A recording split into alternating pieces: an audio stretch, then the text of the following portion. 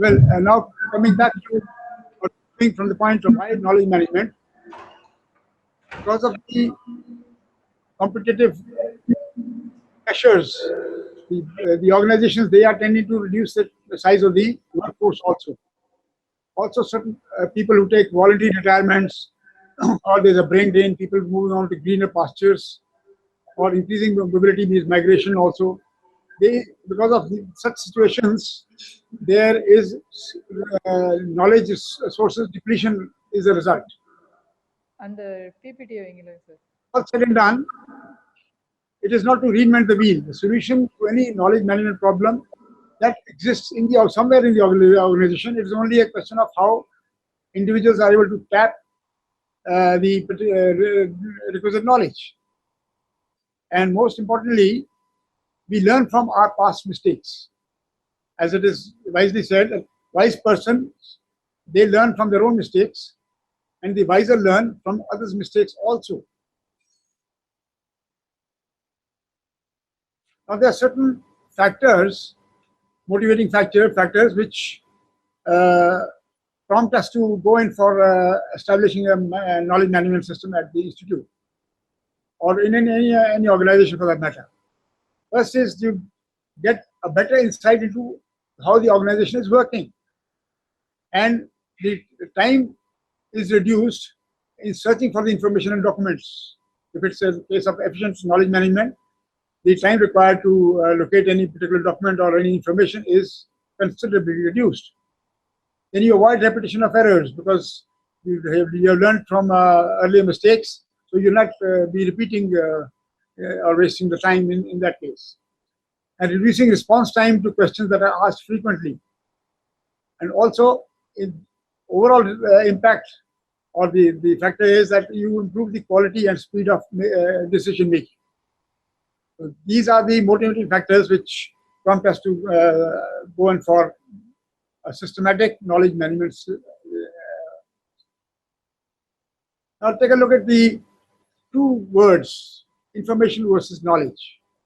Most people tend to understand them as meaning the same thing, but there's a very subtle difference between the two.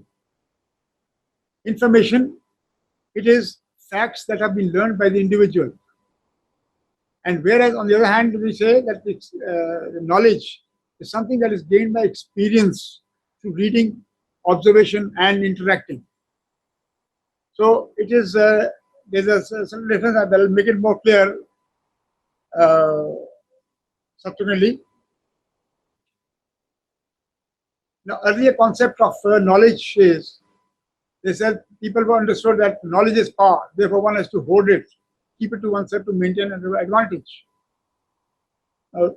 We in India have suffered because of all this in the past, where I would not like to name any particular sort of a set of people, but the learned ones, they never wanted to pass on the information to the general people who were taken for granted, and they said that, okay, this, if you don't do this, this will happen. They will not divulge the hows and whys of it. So that was, they wanted to keep the knowledge within themselves so that they are more powerful. Now, a new paradigm it is that within the organization, knowledge must be shared in order for it to grow. And studies conducted worldwide, they have also revealed that when management and staff, they share the knowledge that they have amongst themselves, the organization becomes stronger and becomes more competitive. In some terms which are commonly used and not very clearly understood, these are related to knowledge, all these terms. We say common sense. This is inborn ability to sense. I mean, even a child, when is born, he recognizes, he begins to recognize his mother, his father, and things around him. So it's that sense of recognizing which starts from the beginning, and he's able to judge also subsequently. And with passage of time, this common sense becomes stronger. Then fact, a statement that relates to a certain element of truth about a subject matter or a domain. So then heuristic is rule of thumb based on years of experience. Now, these could be something. So now, example, I say there is a, in talking about classroom situation, we say a curve of interest. If you draw a curve with regard to time, the degree of interest of the students, and we say that this is at its peak for the first 8 to 10 minutes of the classroom situation. Thereafter, the interest of the students begins to taper down. Now, this is a rule of thumb because based on experience and the studies conducted, we conclude that the maximum interest in a classroom situation is only for about 8 to 10 minutes. Then knowledge, understanding gained through experience, familiarity with the way to perform a task, is to knowing how to go about any particular task, and the accumulation of facts or procedural rules or heuristics. Intelligence, this is the highest stage of in terms of the knowledge segment. The capacity to acquire and apply knowledge. This is at the top of it. Here you can see knowledge is different from information. Like what they said that people tend to mistake it. Whereas data, if you take yourself, somebody say that I weigh 58 kilograms. I am 172 centimeters in height. So this is a part of data only. Then information would be, again, they're putting this data together to say that this person is medium built. He's tall, he's short, whatever. That becomes information. And when you apply this particular information to his witnessing, then it becomes knowledge. It becomes contextual. I will explain these terms, the tacit words written here. I'll explain this a little later. From information, we come to knowledge and then eventually wisdom or intelligence, as I've earlier said. So these are the different stages of knowledge, I'll say. Again, a different way of explaining this. Understanding, data is purely understanding. Like the example I gave you about height and weight and all those things. Then understanding relations, height and weight, and then getting an impression of the individual to say that he is short-statured or he is lean or whatever. Then knowledge, understanding applications. You can say that he is, because of his invulnerability or the thing, he becomes a scientist. The knowledge that he's able to apply his mind to solving scientific problems. So that will become a part of knowledge. Understanding risks and opportunities. There again, that is again peak of wisdom or intelligence. A more common example of to distinguish between these two terms, data, information, and knowledge. When we talked about, let's say, 100, 1000, or 5%, they are just pieces of data. We can say it is a principal amount, interest rate 5%, or interest so much. These are all out of context and they can be branded as data. Now, if I think of opening my bank account in as a saving account in a bank, then I begin to understand that this is the amount and it will earn me 4% interest. That is information that it is a saving account. Earlier, it was just pieces of data which was set 100 or 1000 or 5%. That was only piece of data. Information was that it is a saving account, and knowledge is understanding its application. That if I put 1000 rupees, at the end of the year I get 40 rupees more. That means with interest I will get 1040. So that is knowledge. I mean, how things, the information is applied and it results in different situations. just to take a look at how things have, from the agricultural age into the industrial revolution around 1775, and the emergence of the computers in way back in 1941, and information knowledge age coming into being in 1989, World Wide Web. So this is the sequence of how things have changed over the period of time.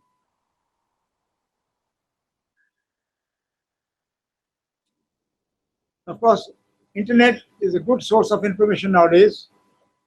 Information is often followed by prepositions on or about. When we say information on courses of study or information on about academic calendar of the institute.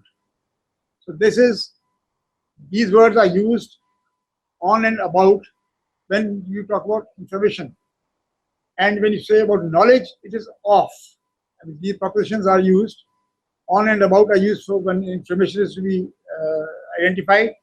And if it is knowledge, knowledge often followed by the proposition of. When you say of study and evaluation scheme, there you try to, because when you say study and evaluation scheme, you will understand how much weightage is given to a particular subject of study, how many hours per week, or what is in the evaluation scheme, how much weightage for the end semester examination, how much for continuous evaluation. So this is, when you say of, earlier I said information on courses of study, information about academic calendar. Those are for information purely. When I say knowledge, I say knowledge of study and evaluation scheme, where it is a application of the different elements of information.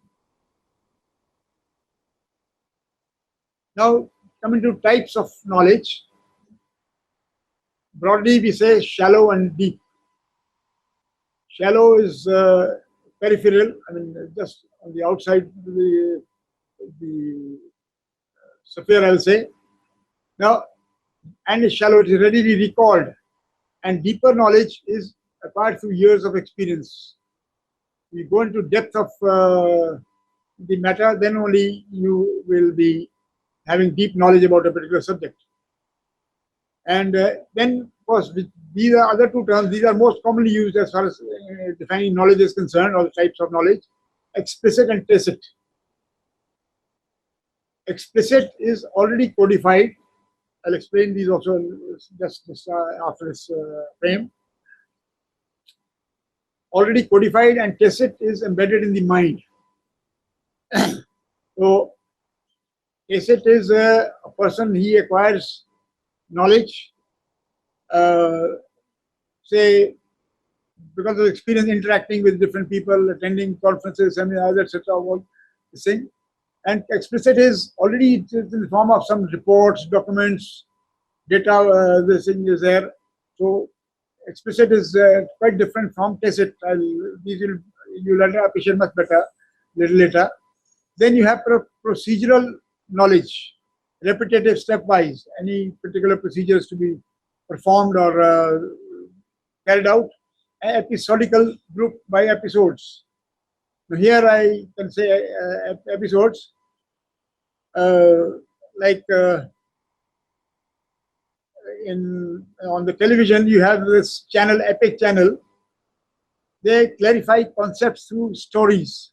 So they show some brief snippets in the form of episodes to bring home the point. Of course, like yesterday's episode on this channel, it shows the head of Lord Ganesha being cut by Shivaji, the Shivji. So there they showed it in a very nice way in the form of a story. So that is through episodes, it is grouped by episodes, the knowledge. Then knowledge exists in chunks, different elements and different chunks of knowledge, they exist. Now distinguishing between the two types, tacit and explicit. Tacit knowledge is personal and in people's heads. It includes insights, experience, judgment, and many other aspects of know-how and know-whys. And more importantly, it has not been documented or formally captured. It is all in the mind of the individual. It can be created and captured during discussions. Somebody is participating in a group or in a conference, and he speaks many things which are in his mind. These can be created and captured. I mean, he creates that, and the people listening to him, they can capture this knowledge. Meeting with office colleagues, stakeholders, institutional partners, consultants, and experts. Seminars and workshops also provide excellent venues for creating and capturing tacit knowledge. But it is difficult to articulate because it involves a human being. Managing tacit knowledge has more to do with managing people and particularly the environment in which they operate. A person may not like to share his knowledge very readily. So this is a little, that the aspect of articulation is difficult in this case, in the case of tacit knowledge. Then explicit knowledge, written, codified or embedded knowledge, which has been transferred to work groups or to the organization in the form of, say, service rules or conduct rules. These are all stated within the institute. And from within and outside the organization also, you can have this information. It can be captured in the various forms such as printed reports, records of meetings, copies of memorandum, and like these documents generally are generated at various stages of operation of the organization. Like, meetings of the academic council of the institute or the board of work or the governing bodies meeting. Then these are all codified, classified, and kept for a record. This is explicit knowledge, that means it is readily available. Now, let's take a look at this picture. This is a picture of an iceberg, and it brings home my point of saying what is tacit knowledge and what is explicit knowledge. Explicit, see, you have this iceberg, a lot of it is below the water level, and a little portion is above the water level. So whatever is above the water level, that is indicative of the explicit knowledge which can be captured, written down, and presented in documents and database. Whereas what is below the water level is tacit knowledge, is knowledge in our heads. It's much less concrete and more difficult to document and measure.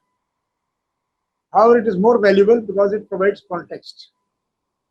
Tacit knowledge requires personal contact and trust to share effectively. This is very important as far as individuals are concerned, because here the nature of the human being or the culture to which he belongs play quite an important part. Tacit knowledge requires personal contact and trust to share effectively. Basically, when we say what is knowledge management, it should be the answer to the question where you say, where can I find these files and resources? If you get the answer in the shortest possible time and in correctly, then it is a case of efficient knowledge management. And knowledge management is a collection of processes that govern the creation of knowledge, dissemination, is extending the outreach of the knowledge to a wider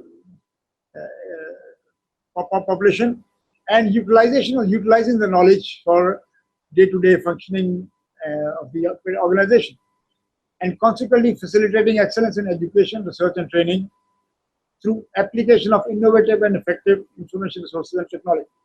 So this is knowledge management. Now, by one academic, he has given this, which is quite appealing, the definition, standardized definition more or less. Knowledge management is a systematic management of vital knowledge and its associated processes of, which are the processes? Creation is creation and capturing. Then organization is how you classify it, diffusion, and use and exploitation. So this says all about what knowledge management is.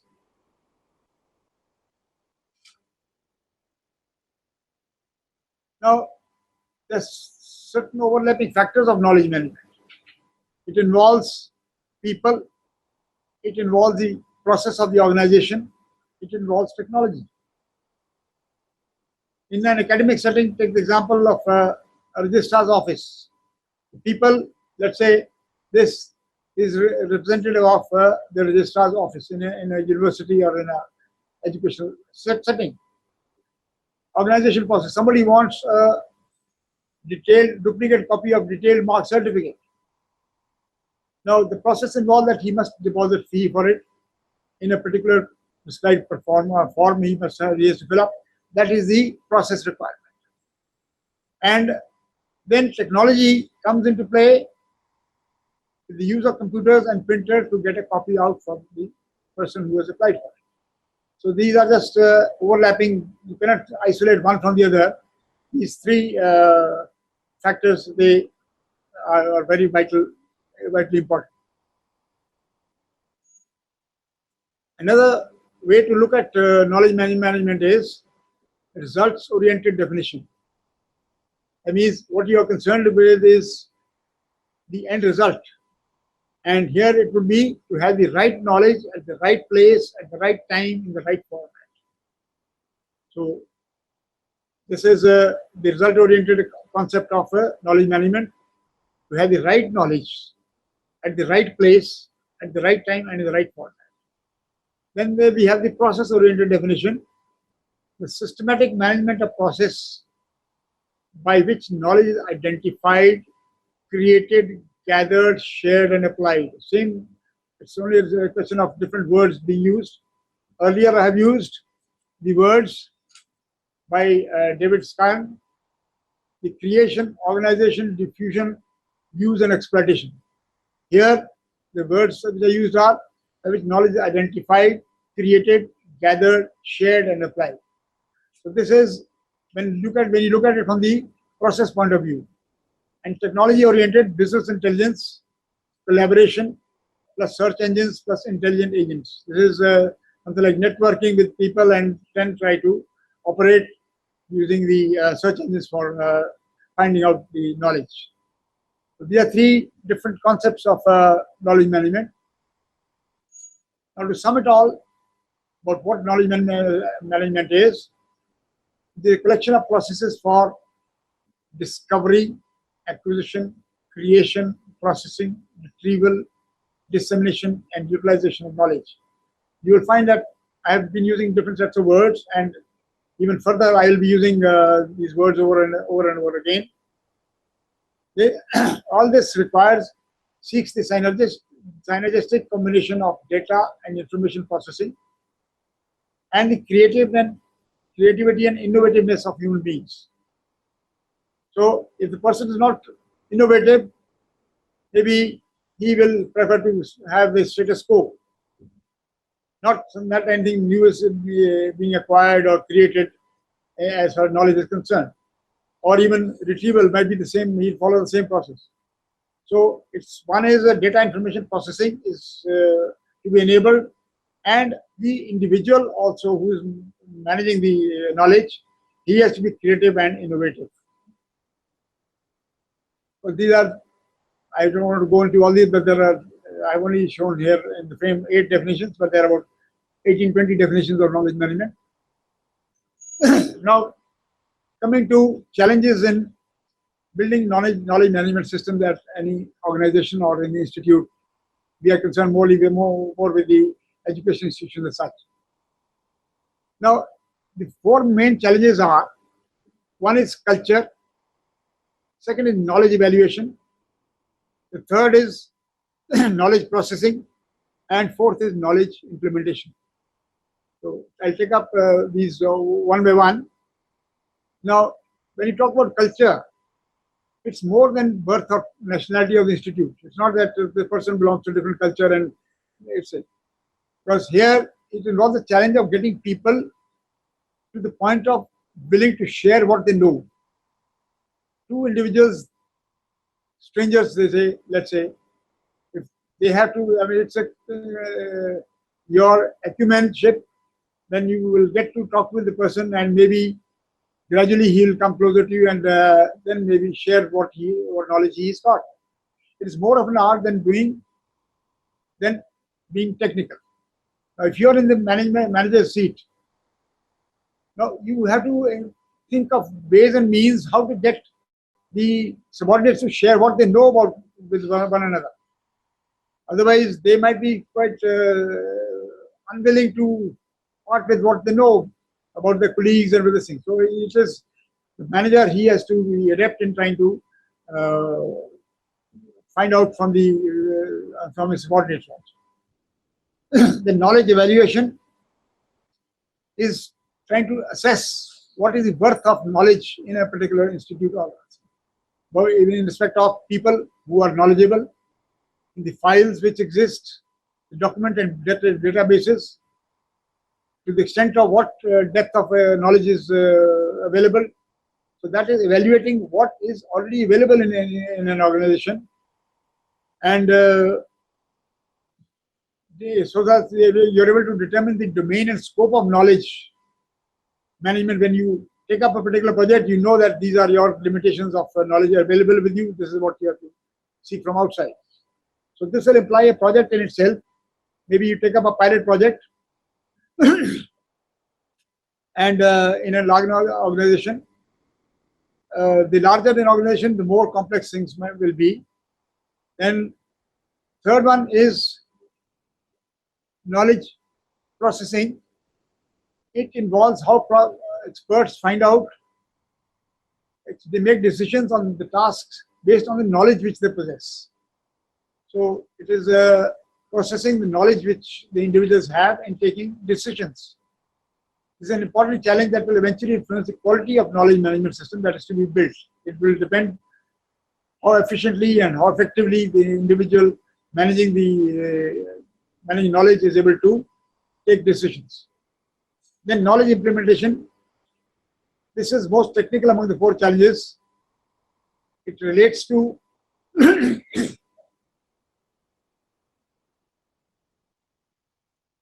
activity of organizing knowledge that has been identified and integrating it to the processing strategy being adopted by the organization. That means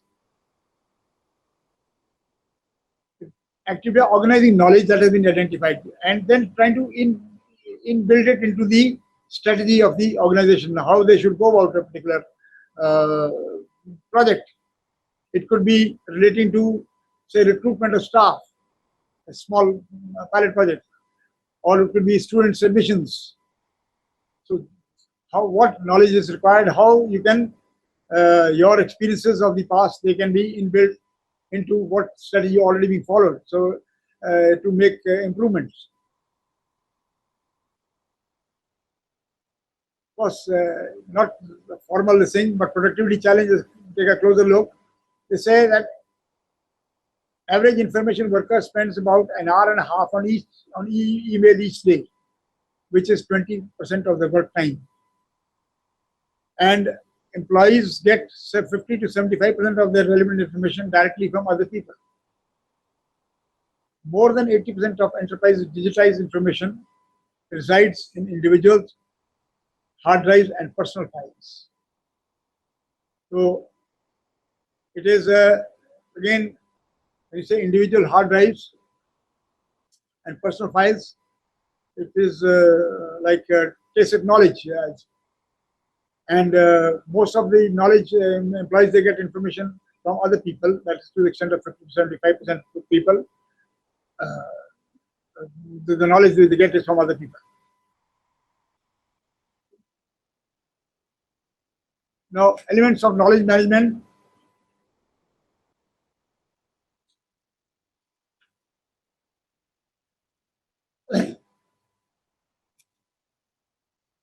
These are again 4 elements.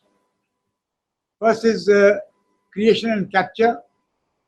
The second is sharing and enrichment. Third is storage and retrieval. And fourth is dissemination. So 4 elements of knowledge management: knowledge creation and capture, sharing and enrichment, storage and retrieval, and dissemination. Now, knowledge is being constantly being created Without creativity and innovation, you cannot generate new knowledge. Very interaction among people generates knowledge. When you interact with people, you learn. In this respect, I say, now with me at 72 years of age, I have learned one thing in life, that I have yet a lot to learn. So it is my interaction. Whenever I interact with people, even the domestic helps at home, there I am picking up knowledge from them. Or anyone on the wayside, you meet somebody, he's got more experience in a different area. So we are picking up knowledge. The interaction among people generates knowledge. Primary aim of knowledge management is to capture this knowledge so produced. So not only whatever knowledge you happen to, it is created by you or by somebody else, is to capture that knowledge and try to keep it. We come to it enrichment part later on. Survival of any organization depends largely on how new and vast knowledge it can generate, capture, and utilize. A principal component of knowledge creation and capture is content management, which involves the creation of an information database. This is very important as far as when you at the stage of creation and capture, content management, you decide that this is the scope of the knowledge which you would like to sort of capture and create. And next is sharing and enrichment, the most crucial among the four elements. Why? Because if you do not share with your colleagues, with your peers and all that, so then it is not developing further. Sharing knowledge, during sharing knowledge, usually refined and enriched can be shared with employees. How you can share knowledge with employees? Through memoranda or through issuing instructions to them.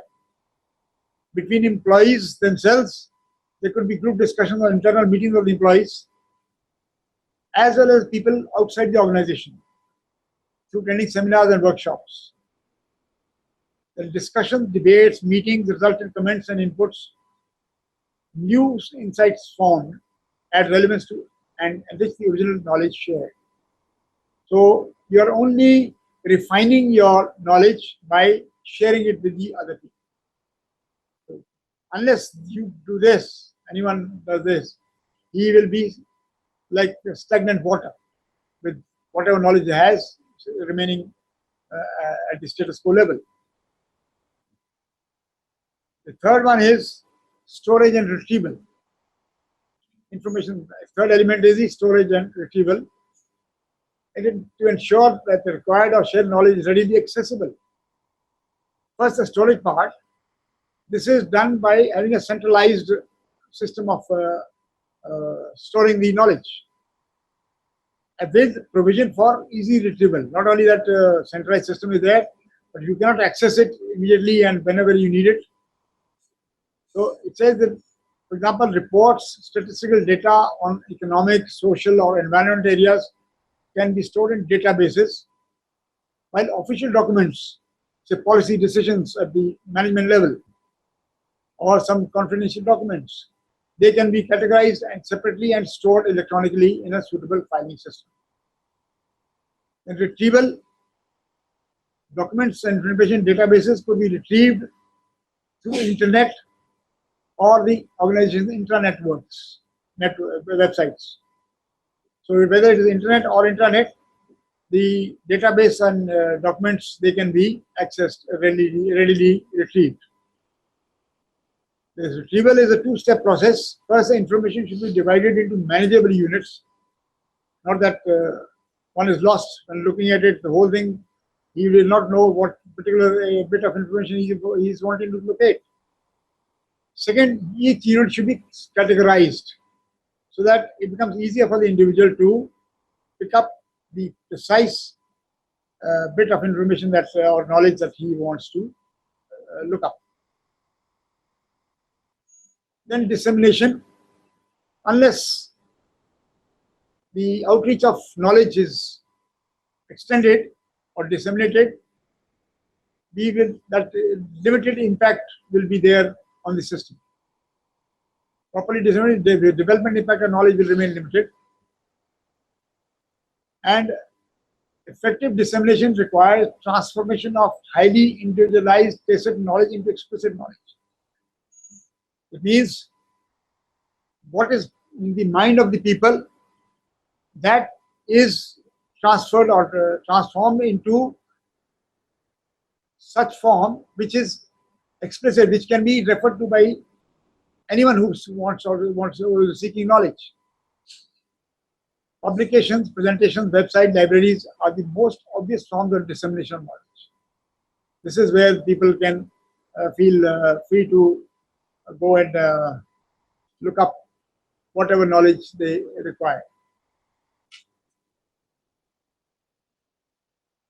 And participation in external networks, not only confining yourself to your organization or the institute, but in external networking with similar objective bound organizations or institutes, establishing partnership with organizations, creation of knowledge centers are also effective means to disseminate knowledge. Now, by this, you not only will you be gaining, but the others, you can also gain from the other people also. Here, I'd like to mention about the initiative for knowledge sharing and dissemination. The Asian Development Bank launched the CLIC Center, Center for Learning, Information, Communication and Knowledge. In short, CLIC initiative at the World Summit on the Information Society in Geneva in December 2003. Under this initiative, Asian Development Bank set up an ICT-based interactive knowledge centers in developing member countries. Now, through this project of CLIC, not only the Asian Development Bank was able to support the distance learning on key development topics of their interest with their member countries, but also vice versa. That means the member countries were also able to pass on their knowledge, products and services through this facility. So it is sharing and dissemination. The two aspects of elements of knowledge management are very crucial.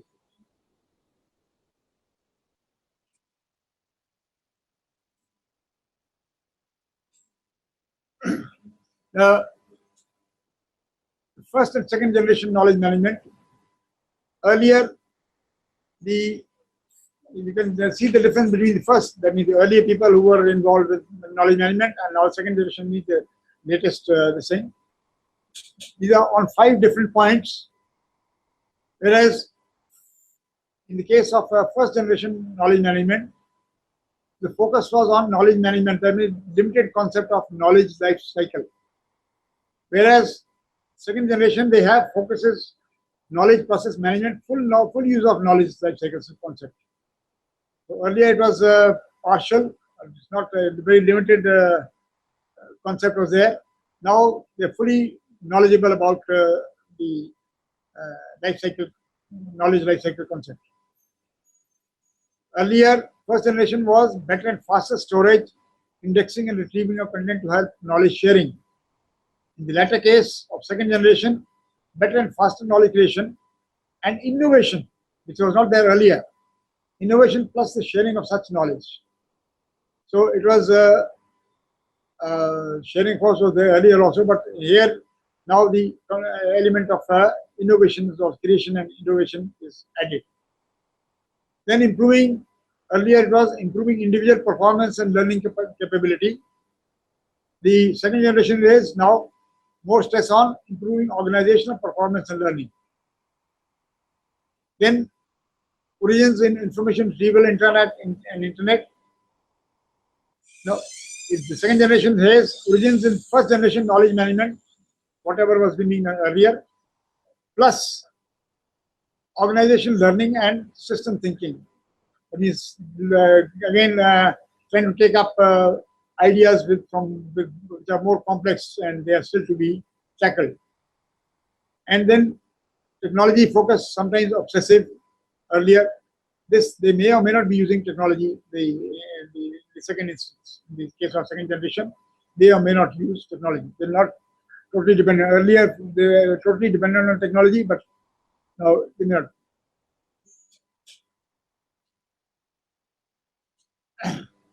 The pillars of pillars of knowledge management. 4 pillars: management and organization. That means commitment has to be there at the highest level. Managers should serve as role models by sharing and using knowledge themselves. Whatever knowledge which they possess, they should be making use of it. In a structure to support knowledge, create a knowledge management department. That is some sort of group or a department or section given the clear responsibility of promotion and implementation of knowledge management. So management is the top leader, plus is set up which should take care of the take care of promoting the knowledge management. The infrastructure in the form of technology, availability of appropriate information and communication technologies. This is also essential. It's required with computer systems and people and culture and content management systems. So unless you have a strong base for the management organization, the structure set up in terms of the human beings, then physical infrastructure, the people and culture and support team and content management systems, you will be able to, if you have a strong base for all these 4 pillars, you are better able to. Then twin thrusts of knowledge management: sharing existing knowledge, knowing what you know, and of course, as I already said, creating and converting, or creating and capturing, you can call it also, through innovation, new bits of knowledge. So these are twin thrusts. They have to be, you have to emphasize on these 2 aspects. One is not only sharing what you know, but also be working on trying to create and think of innovations to create new knowledge.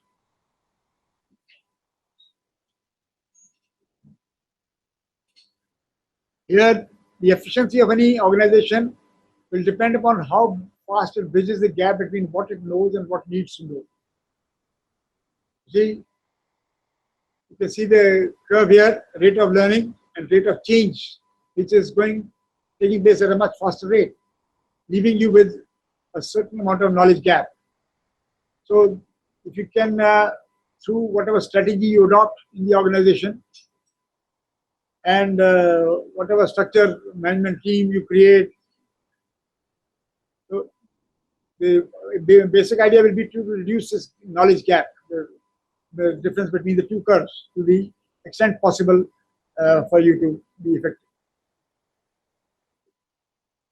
Now we come to the other part of role of information technology in knowledge management. Now, it's not a, as I said, it's not a new concept.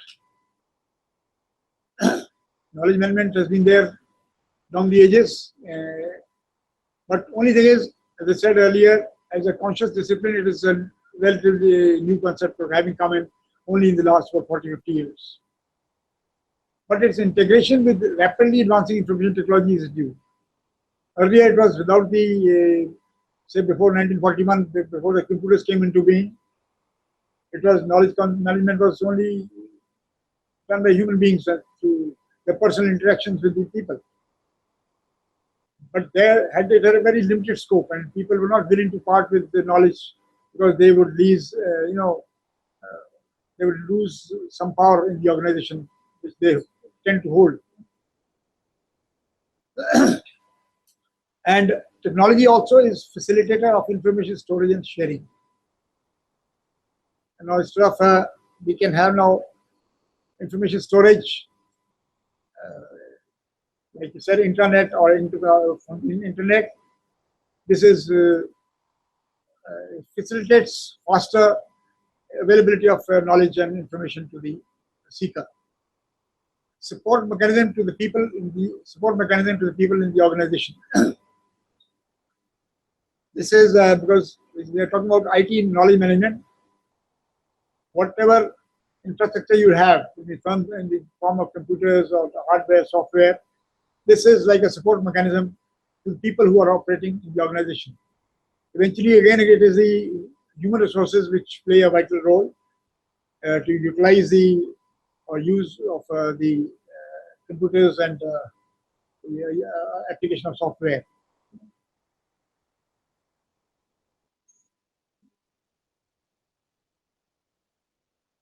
Now, elements of a knowledge management strategy. The two things involved in this: the people and the process. Whatever strategy, because it's eventually the people who are going to operate the management system. So, why people don't want to share knowledge? This is to be tried. You must try to understand why it is that the people don't want to share knowledge. Again, the human factor comes in because they don't want to lose the control which they hold because of being knowledgeable. So it will be their reluctance to part with whatever they know. Two big factors: culture and behavior. How do we make the changes? So when you are deciding about knowledge management strategy, we have to think that such and such person is not divulging what he knows.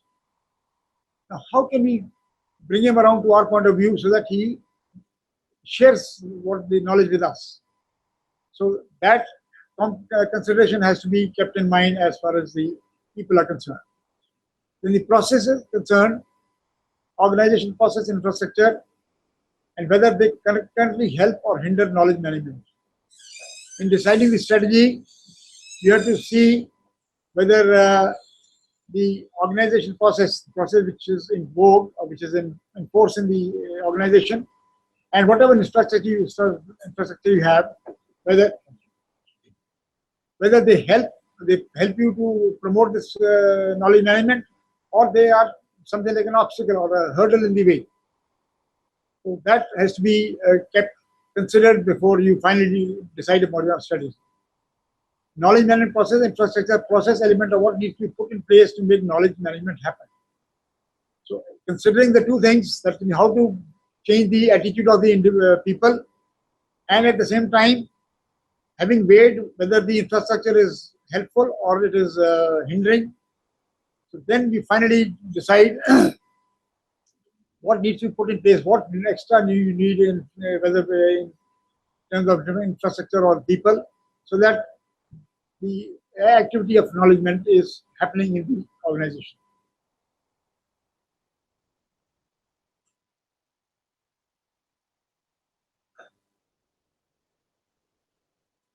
This will give you a clearer picture about the strategy. See, you have data warehouses.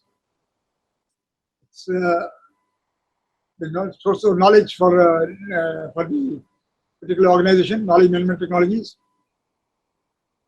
Knowledge discovery, say research R&D centers from where new knowledge is generated, or other places where you have considerable data. So knowledge discovery, that is being fed into the organization. Document management, by publishing and having control over the documents which are produced by the organization. Workflow, document routing, project management, intranets, again publishing connectivity with the departments of the organization. Then there's really certain help desks where you can seek help, and in situations where you find you're faced with a problem, you can approach the help desks to sort out the thing. Group where maybe the organization having similar objectives to yours, that's the sort of group activity amount to be networking with the organizations. Web conferencing, this is quite common these days, having a dialogue with all the stakeholders in the system. So it's not only one source, it's a number of sources from where then knowledge can be managed, and you can build up that system in the organization.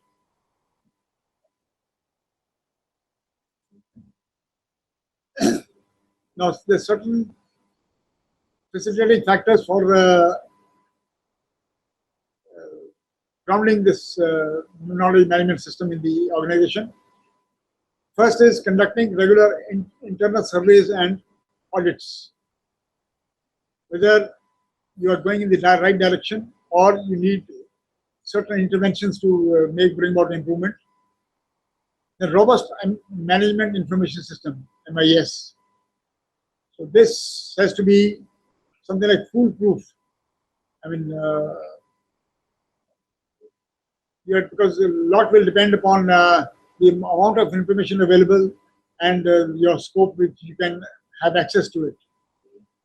The mature and multi-layered intercommunication system within the organization, all the departments and sections, they should be working mature enough to cooperate with one another so that the flow of information and knowledge is very smooth and without any obstacles. Seamless interface with suppliers and customers. Seamless means it should be some sort of transparency should be there in what you have and what you want to acquire. So with your suppliers and customers, from supplier means from where you are obtaining knowledge, and customers to whom you are feeding the knowledge. So that seamless interface, that means there should be no hidden agendas or complete transparency should be there. Benchmarking processes and systems within and outside the industry. So there again you have to operate after benchmarking the process and the system both. This at this level you want to start, and this is how you would like to proceed. So some guideline, for this leveraging on IT. That means you have to bank upon information technology. Only then it can be proved successful in the long run. Informal meetings and contacts are regular features of the organization life. So these also, you have informal meetings and contact with one another with the individuals themselves and within the departments also. Interdepartmental or meetings could be useful to promote this concept. And for all this, we require to have a certain group which we can call as a knowledge management team. Here, identify key stakeholders of the prospective knowledge management system in the institute or the organization, and the ability of the team members. That is of vital importance here. He should be master of the field of knowledge of which he is responsible. Somebody, let's say he is head of the HR, human resources. He is responsible for, say, recruiting employees and faculty for the organization. Now, he must have thorough knowledge, master of that area of recruitment processes and selection and all those things. Unique performance. I mean, his past record also should speak for itself. Then he can make a better impact on the situation. Clearly noticeable in decision-making qualities. And selective in the information he or she acquires. I mean, not that picking up every bit of information which he comes across. Only being selective. That means this is going to be maximum use and utility. Beneficiaries of knowledge from experience. Who are going to be the he knows that who will benefit from his experience also. So ability of team members and the leader. These are the considerations which have to be kept in mind when constituting a particular group or the management team. Then the team size. Here, this also will depend upon the size of the organization and the complexity of the work involved. You could have even one or more management teams identifying the different areas amongst them. Then complexity of the project, leadership and team motivation. the leader of the team should be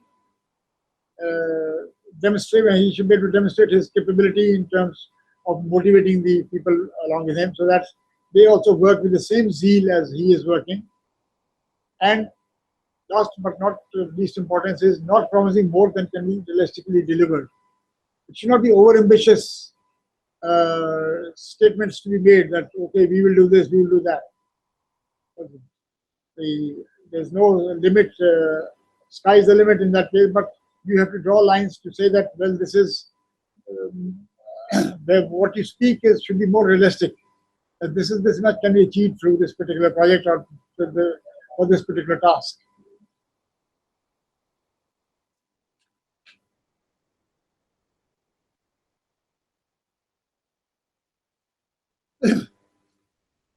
Now, coming to the implementing a knowledge management system, we have talked about the elements, the pillars of the management system, and just now we concluded the formation of the team, the strategies. Now implementing this. How to implement the management information system? There are five steps. First is advocate and learn. Second is developing a strategy. Third is designing and launch knowledge management initiatives. Fourth is expanding and support initiatives. And fifth one is institutionalize the knowledge management within the organization itself. So these five, we took look at them one by one. Advocating and learning. That is introducing knowledge management within the organization, identifying the knowledge management team and focal points, learning from experience of the other organizations, not only from within the organization itself, but from the other organization also. Identifying advocates of knowledge management, who are people who have done work earlier before you have done. So identifying people from whom you can access in times of need. Promoting wide-ranging support to the knowledge management initiative. This is also, because it's a human tendency to be resistant to change. So if you want to bring about any noticeable impact, you have to carry the people along with you. So that, and you have to tackle them in such a way that they will support your initiative or to develop this. Then developing strategy, identify, characterize knowledge sets of the organization. That means find out what knowledge exists in the organization and what has to be captured and created. Overall knowledge management framework and with clear goals and perspectives. That these are the limits of the knowledge requirements, and these are my goals and objectives. Conceptualize and prepare preliminary design of some strategic knowledge management pilot projects. Now, earlier I gave example of that recruitment of faculty and staff. Say a small project on the recruitment of faculty and staff has to be handled through knowledge management. Or even, let's say, training or retraining of staff also, not only recruitment, but training and retraining.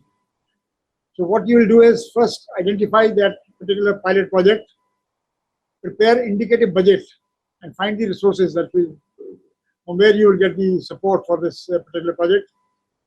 So that will be developing a strategy that we say on such and such area, we will have this small pilot project to work upon. And you indicate that this is the amount of funds that you require, and these are the resources you need for implementing this pilot project. Then third stage is design and launch knowledge management initiative.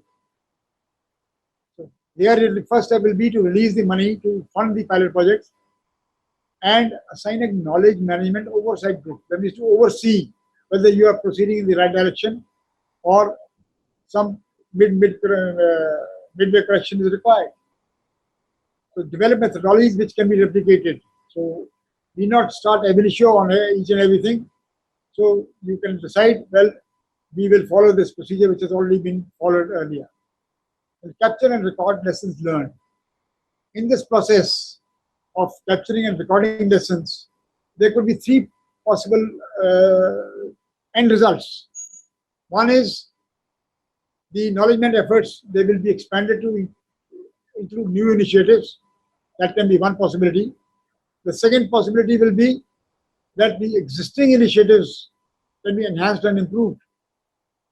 And third, which is the obvious, if nothing on, if the earlier two do not happen, then the continuance of status quo, that means as things were. That worst come worst will be that as things were already existing, they will continue.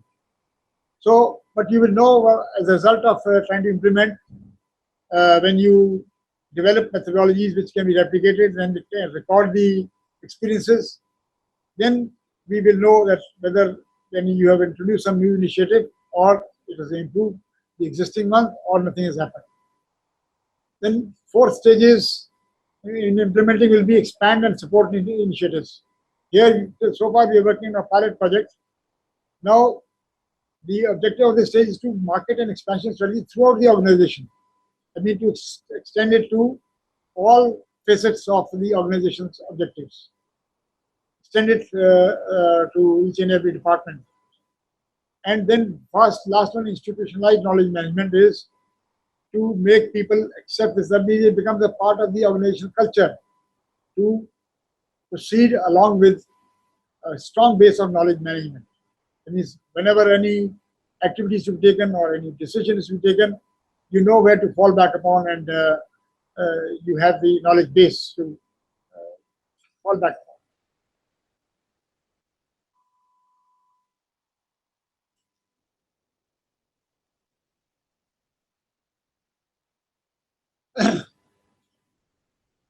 Again, just to sum up these four, 5 steps which we are talking about: implementing, advocating, learning, developing strategy. In order to derive the maximum benefits, there is need to provide two elements. ये जो पहले 5 हमने बात की है, इनको effective होने के लिए we need to have a technological infrastructure composed of computers, networks, and databases, and we need to have software applications installed in distributed environments. So here we call them as knowledge management tools. They are built, designed and built to enable again easier ho, faster ho, whatever you want to manage the knowledge about. Document management, collaborative online workshops, the important functions जो आते हैं, managing documents, having online workshops, superior search engines and the like.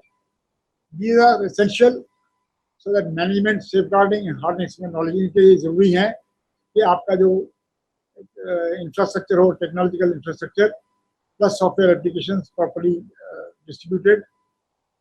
Then we can have a good degree of success as far as this thing.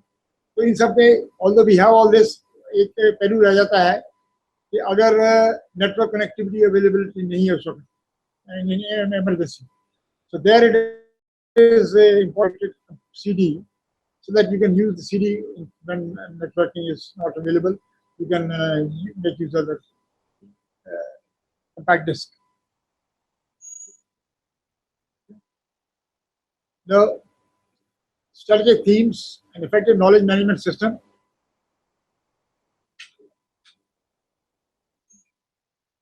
First is ubiquitous. That means all the time, something like saying 24/7. It is all the 7 days of the week, all the 24 hours of the day, access to information. This is the most important as far as all these themes are concerned. That means at all times you must have this, one should be able to access information. And data privacy and security. So this also is to be ensured. You will find when you go to the same, when you're working on the internet, they give you assurance that your data and your privacy will be ensured. And library as a knowledge management center. Library, or the, say you can even call it a resource utilization, resource management center also you can say. That serves as a good knowledge management center library. It's a central place where all students and faculty and staff, they can come and refer to. You can have some bit of study carols in the library for enabling people to work independently.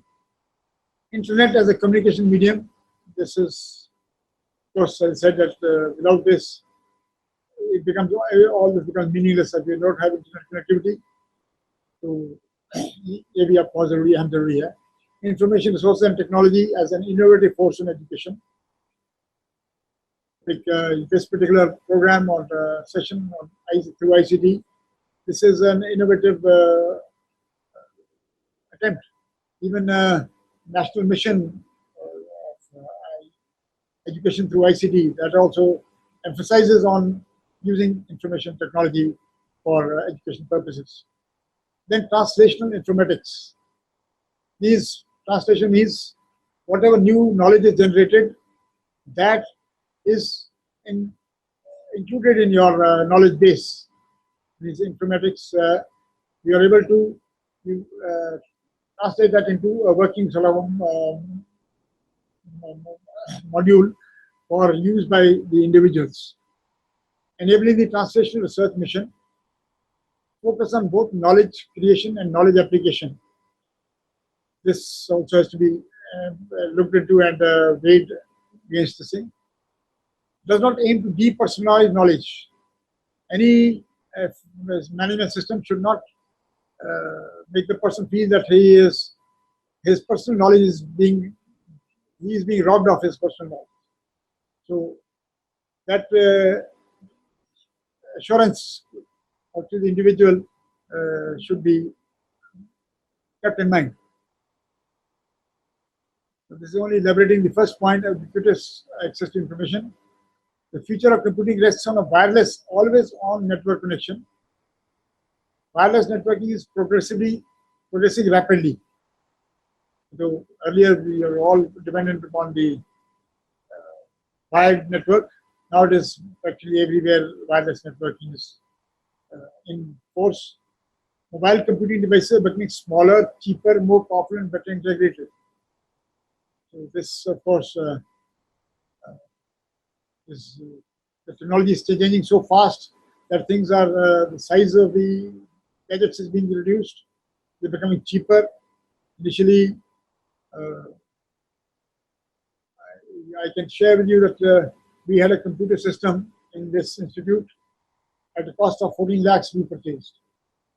And when this was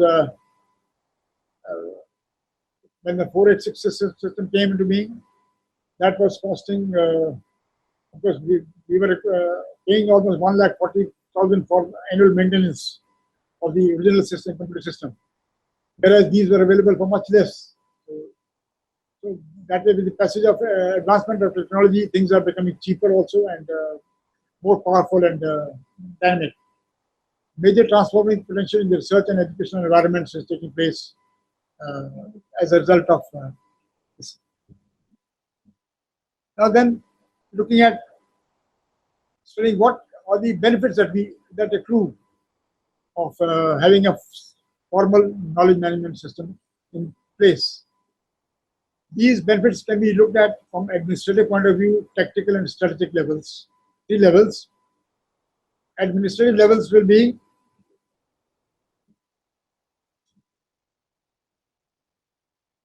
a significant reduction in human resource management workload, because the task force required, you require lesser number of individuals to take up the workload. Reduction their task force can be reduced.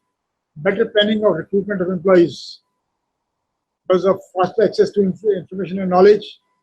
So it is can be less time consuming and more efficient in terms of recruitment of employees. And personalized training of staff. If you have the knowledge or a database about each and every individual, about what his area of specialization is, and then you can plan from recruitment to retirement phase of, for the individual with regard to his training and retraining in different phases of his professional career. Then improvement in the retention of employees also is this plays a very important part. These if it is a foolproof system of knowledge management with no hidden sort of agenda and complete transparency in the system, then people will like to not leave the organization as such. If it is efficient and as far as a person, because of he gets his turn for training and gets his promotion due, everything in time. So why would he leave? It's only when persons who don't get what they are meriting, what they deserve, so then people think of leaving the organizations.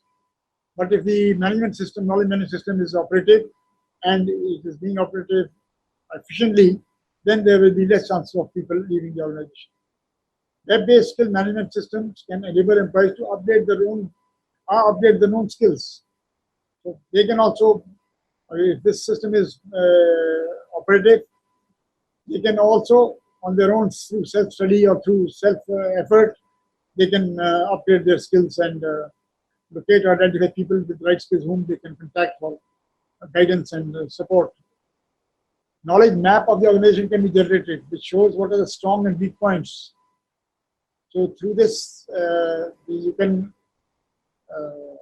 even that SWOT analysis can be carried out for the organization, strength and weakness of the organization, indicate emerging trends, and what newer areas you can embark upon. Then tactical benefits, we have just seen the administrative benefits. The tactical benefits, they include faster access to relevant information. Earlier we have talked about administrative, we said only which are the benefits, but now tactical means with the speed with which they are being effective, include faster access to relevant information and documents at any time, resulting in accelerated organization process. In addition, knowledge map. This in turn makes possible a better and faster matching of the requirements of particular projects to the skills and interests of people available with the organization. You want to take up a particular project. Now, with the information or the knowledge available with you, you can identify that such and such person will be the best suited person for taking up this particular work. So that will not lead you in a dilemma or a situation where you are indecisive, but will help you to decide and make a faster choice as to who and what is to be done and who is to do it. All these decisions can be taken and as a tactical decision. Then strategic benefit.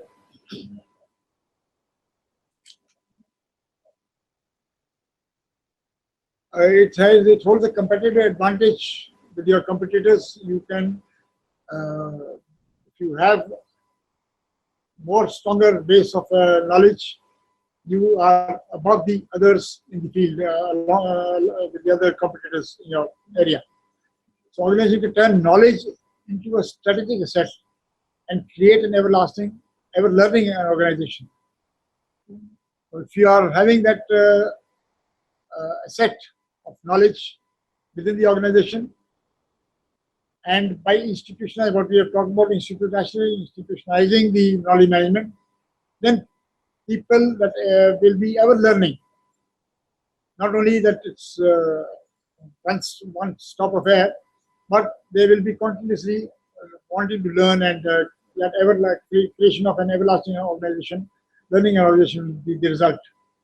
By capturing relevant experiences and making them readily available throughout the organization, when you capture information from networking, through networking from other sources also, the entire organization can learn on itself also. Not only that your information is available to the others, but when you are picking up information or knowledge from other organizations, you are learning in the process. So this is also another strategy for learning. By having efficient knowledge storage system and intelligent distribution process, the whole organization can learn from individuals and from groups working within the organization. So that knowledge storage system and intelligent distribution system, and dissemination of knowledge, So whether it is within the organization or it is with other organizations through networking. So this will help you improve the whole system as such and make it more efficient. Also ensures right persons with the right knowledge are consulted at the appropriate time, so that in case of any uh, bottleneck which is faced by the organization, you know who the person will be, uh, who can be banked upon, and whether it is from within the organization or outside expert, you can that decision can be taken without delay or without any bottleneck. Coming to the last part of the whole thing, measuring knowledge management. If this is a rather difficult thing, you have to, well, measuring knowledge, uh, such system measure it should take into consideration value of the knowledge and knowledge sets and the magnitude of knowledge sharing, up to what extent it has been shared by the people. Whereas the sharing can be, of course, based, like you have on the internet, so many people have visited the site. So that you can, that sharing part can be there. But the value of knowledge sets, that means in terms of whether tangible or intangible benefits, that is difficult to assess. And more particularly so when it is the case of tacit knowledge, which is in the mind of the individuals.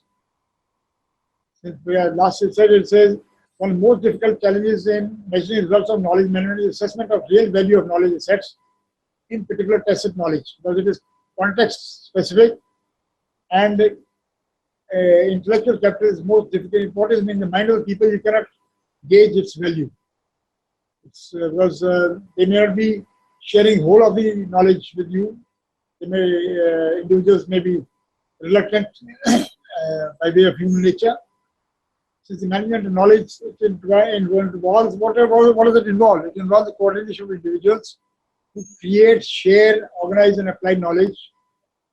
Measuring this management involves tracing and documentation of the causal relationship between the application of knowledge and creation and sharing. So it's not only that tacit knowledge, but when you create knowledge, you share, organize, and apply. These are all things which, in terms of the value, they are difficult to assess. As I said, more importantly, in the case of tacit knowledge, whether explicit knowledge, you can say it has certainly, you can assess the value, which can be translated into even money values, tangible results or intangible. But tacit knowledge will be very, very difficult to assess. And well, measuring knowledge management, the answer to these particular questions, these can be very helpful in trying to see how far your system has been successful in meeting the needs. Has accuracy and timeliness of decision making improved? This you'll have to get feedback from the stakeholders of the system, from within the organization and your customers and all that also. Has accuracy and timeliness of decision making improved? Has knowledge management system caused organizational changes? Changes for the better, obviously. It is for as things have things improved as a result of the knowledge management system being made operative. What are users' reactions to the implementation of the system? So, whether he is satisfied with the knowledge base from which he is referring to. Somebody wants information about the college, what are the courses of study and what is financial liability, all details he wants. So whether his reaction, the reaction of the user, whether it is really helping him or not. Like even on the internet, you find that the last question they put is, has this information, are you satisfied with this information which was given to you? Did it meet your needs? Has knowledge management system changed the operational cost of the organization in terms of financial saving, because of this knowledge management system being in place? Have you been able to make any operational, reducing the operational costs? Have relationship among users been affected? Have the users come closer together to the organization or the system? Whether the users are students or whether they are outsiders, whether how relationship has improved also because of knowledge management. Does knowledge management system justify the cost of the investment? It should not be that cost is prohibitive and the results or the benefit is minimal. We must have a cost-benefit analysis of the whole thing. These the benefits should obviously be much more than what the cost of the investment is.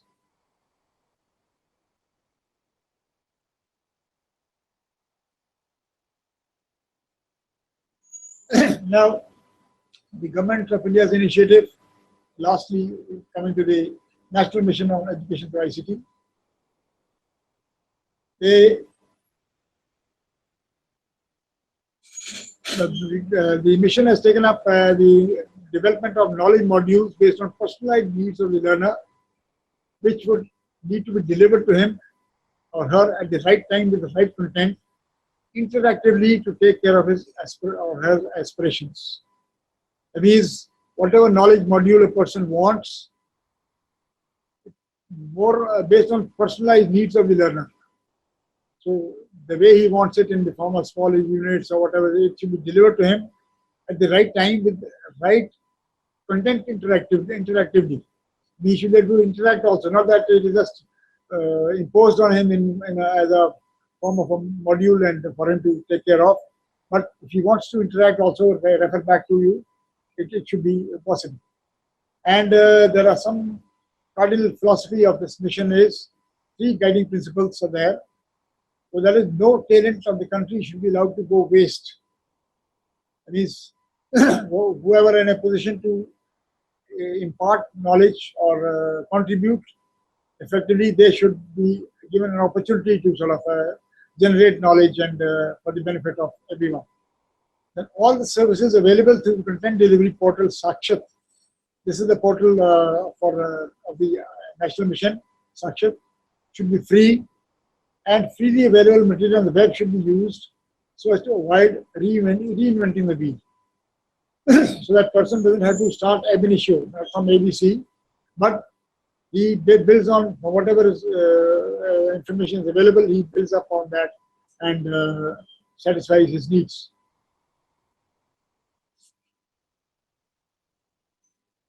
Now, approach to these are salient features of the Sakshat portal. Approach to the solution: get whatever has already been developed by entering into MOUs with concerned IPR holders, intellectual property right holders, and then to build the system, further build the system to add value for achieving the desired goals. That is one suggestion or the mandate of the Sakshat portal. That means you enter into MOUs, memorandum of understanding, with the concerned IPR holder. Somebody's got property rights. You have an entry into an IPR the MOU with him, and then to further build the system on. Then you can build up after getting his consent and approval. Then you for adding value to for achieving the desired goals. Existing resources, work being done in this area by various IITs and large ICT companies. They are doing a lot of work in these areas. Other technical institutions, etc., should also be integrated seamlessly to achieve synergy, so that maximum benefit can be drawn from people who are already working. They can enable you to build up faster your own. And team building and institutional support requirement. Success will depend upon good teams in technological NSC and various collaborators, knowledge content, various institutions under MHRD like NETR here. Areas will have to come forward as a strong and committed teams along with small-scale companies, research organizations, and individuals who have capacity and capability to contribute to the goals of the mission.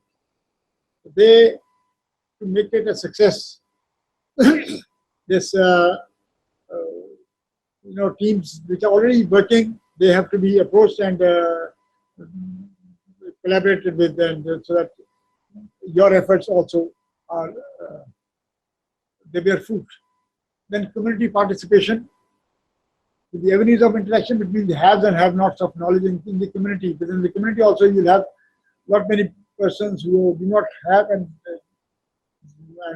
do have also knowledge. So many problems will get solved by community members themselves, also enriching the knowledge database of the portal. So wherever the people who have the knowledge within the community, they need not be isolated. You can involve them in the process and build up. Somebody is knowledgeable about, say, the instructional process. He's an expert in his area, but now he's a retired person. So you can involve in getting the his benefit of his knowledge. Human resource database, by ensuring a system of continuous updating of profiles of learners, teachers, institutions, test questions, and knowledge management modules, etc. So this can be also helpful in the building up of the portal. And finishing touches to quality. Over a period of time, as the portal evolves, it would also act as an enhancement tool for the value and quality of the education. So these efforts under the Sakshit portal, they are laying emphasis on assuring quality of the material that is to be produced. Enhancement tool for the value and quality of education students who could not get admission into the country's highest institution of learning. Somebody who is, because of his circumstances, he could not get into a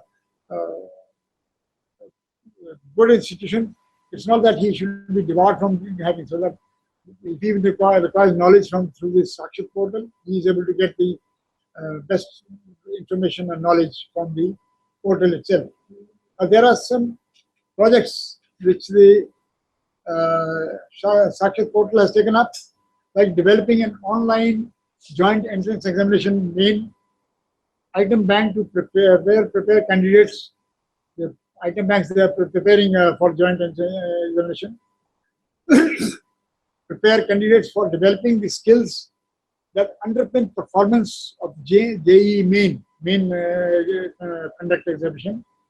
For them, test items. Item bank is being prepared under this project. So, of course, this is the chairman of CBSE is the project investigator for this, and it is awarded by the Technical Education Bureau of the MHRD. This project has been handed over to the CBSE chairman. Another one, likewise, is development of e-content for skill development in teacher training. E-content. Development of e-content for skill development in teacher training. Here, this is SNDT Women's University in Mumbai. Dr. Jayashree Shinde, she is interested with this task of developing this e-content for skill development in teacher training. What skills they should be developing. So, such like projects are included in the Sakshit portal, and the Government of India is very much alive to the need of knowledge management in education institutions in particular, not only other places. Now, before I close, I normally like to share this small, in the form of a poem, it is, which says, it is in the context of an American university system, where the college president is there, says such rawness in a student is a shame, but lack of preparation is to blame. He says that the people who have come up for the college or university education, they are not well prepared by the previous institutions.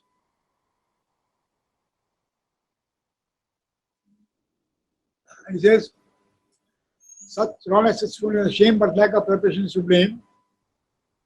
Then the return of the high school principal said, good heavens, what cruelty, the boy is a fool. The fault, of course, is with the grammar school. He doesn't want to own the responsibility of preparing the students for the university. He says it's a grammar school which is not doing its part or playing its part properly. And the grammar school says, principal, oh, that from such a dunce I might be spared. dunce is a slang for donkey. They send them up to me so unprepared. Even the grammar school principal says that he is not responsible, it is the primary school principal. And the primary school principal says, poor kindergarten blockhead, and they call that preparation worse than none at all. And even the primary school principal is not willing to own the responsibility of not preparing the students properly. They say it is a kindergarten teacher who is not done his or her job. The kindergarten teacher says, never such a lack of training did I see. What sort of person can a mother be? So even the kindergarten teacher says that it is the mother who doesn't give the requisite inputs to the child. The mother also is not willing to accept. He says, you stupid child, but then you are not to blame. Your father's family are all the same. He puts it on the father's family.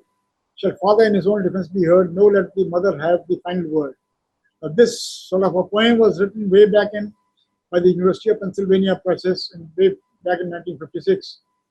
And I have been using this at the end of my presentation or lectures to bring home one point, that it is the passing on the buck tendency which is prevalent amongst us.